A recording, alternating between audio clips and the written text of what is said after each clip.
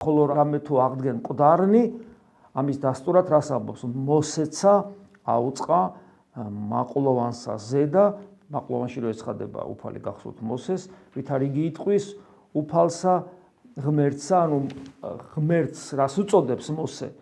ღმერთი აბრაამისა, ღმერთი ისააკისა და ღმერთი იაკობისა.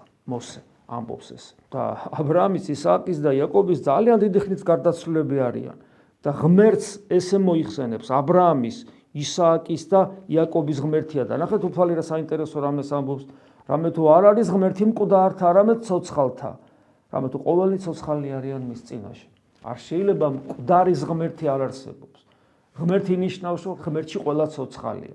ხო და ეს ნიშნავს იმას, რომ რადგან ჩვენ ღმერთი გვწამს, ჩვენ არასოდეს მოვკვდებით, იმიტომ რომ ჩვენი სიცოცხლის გარანტია, ჩვენი ყოფიერების და ჩვენი არსებობის გარანტია. ის კი არ არის, რომ ხორცში რო ზიხარ და ბიოლოგიურად თუ არსებობ.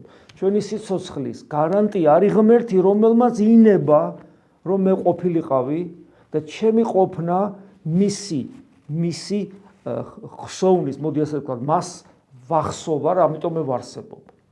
ანუ მის ღმერთის გონება ადამიანური გონებასავით კი არ არის და ღმერთის სიტყვა ადამიანური სიტყვასავით კი არ არის.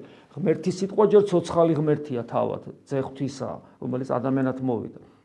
ხოლო ღმერთის გონება ადამიანური გონებასავით არ არის. ღმერთის გონება, რასაც ფიქრობს, ის არსებობს. ჩემი გონება, რასაც ფიქრობს, ის არ არსებობს. ჩემი გონება რო იფიქრებს, იმან რო იარსებოს, მე უნდა ვიშრომო, რომ ჩემი გონებაში არსებული ფიქრი რეალიზდეს და მან არსებობა დაიწყოს.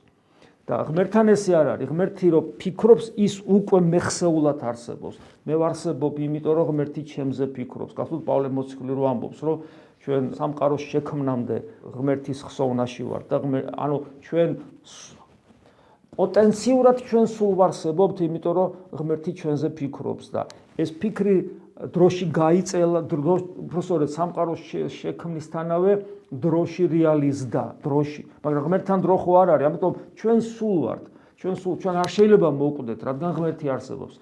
ეს იმას ნიშნავს, რომ თუ მე მწამს ღმერთი, მაშინ ეს ნიშნავს, რომ მე ვარ მარადიული არსება, იმიტომ რომ ღმერთი მარადიულია და მე მის ხსოვნაში ვარ და შესაბამისად ვარ მარადიული.